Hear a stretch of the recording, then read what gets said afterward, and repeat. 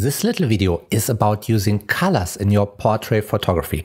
The clever use of colors, that is quite often the secret sauce which makes a photograph stand out. This is giving the photo the little something extra which makes it pop. And I would like to show you one example where I chose a color purposefully, and I want to tell you how I did it and why I did it.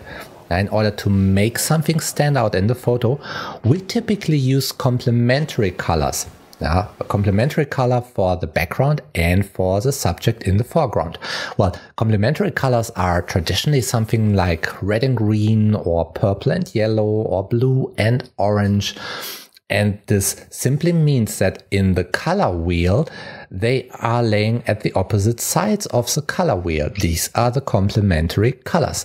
Technically speaking, that just means that they have the opposite hue of each other. And my tactic is quite often to use complementary colors, but I do it in a very subtle way. Now, I don't want my model to wear a screaming yellow dress, for instance, in order to photograph her in front of a purple backdrop or something. You can do that, and quite often it will look spectacular. It's just not what I typically do. Now, what I do is something like I did it with our beautiful model, Lynn, over here. And Lynn has got a new hair color. She has got a nice copper tone in her hair. And now everybody would usually give her a well-deserved compliment for this beautiful new hair color. And my way of giving her a compliment is using complementary colors. Now, I want to photograph her in front of a backdrop with the complementary color to her copper toned hair.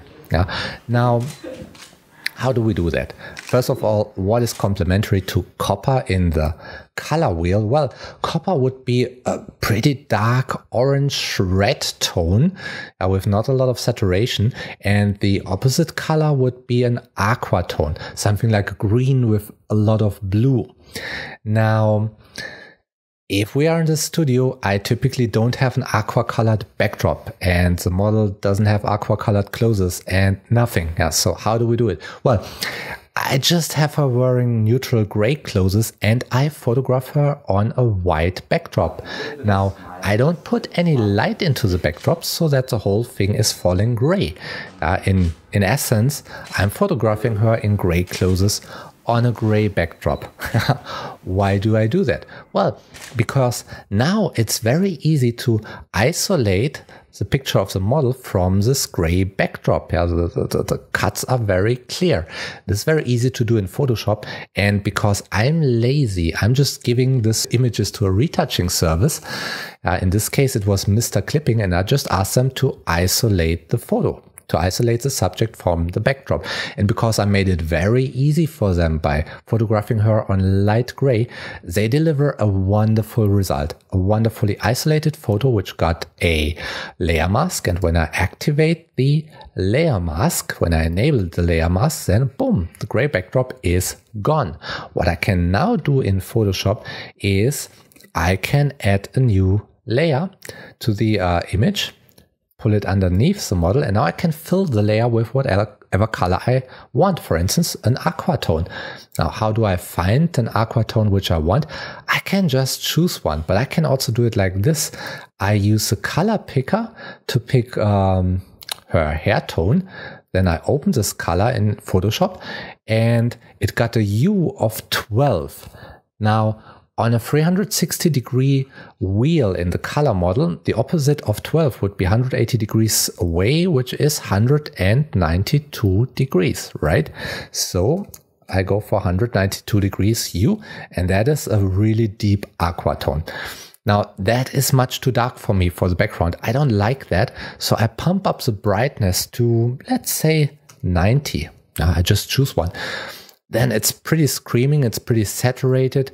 I go down with the saturation to 10, or, well, even lower, even to 8, let's say. Now, this is a subtle color, and this is what I would like in the backdrop. So I click OK, and I fill my new layer with the color, and boom. There we have a portrait of beautiful model Lynn in front of an aqua-colored backdrop, and it's working magically. Now, what if I don't have a studio? What if I want to use that in my everyday photography outdoors, let's say? Well, we can do that as well. And I tried to do that. And my first idea was this. We were in beautiful Shanghai, and I thought, well, in the Shanghai harbor, we have a lot of water, and this water has aqua colored. So I take photographs of Lin in the harbor area.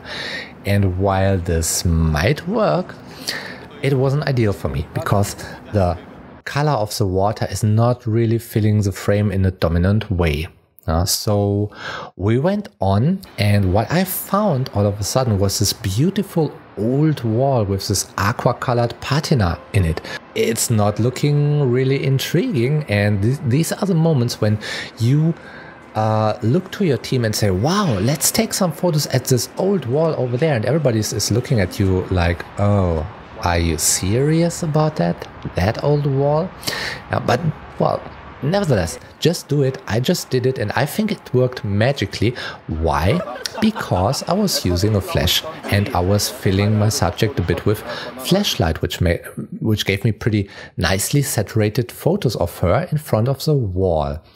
Now, using the flash outdoor on a very bright day like this is also a little bit tricky. I needed high-speed sync, and I made a completely entire separate video about that.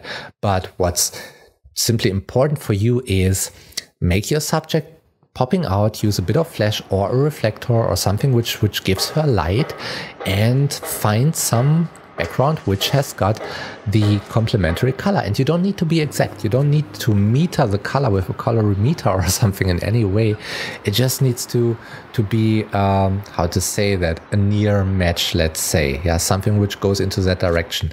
Try it out and find the complementary color to the hair color of your model, or to her makeup, or to her clothes. Yeah, there are no real rules. I mean, just have fun with it and play around.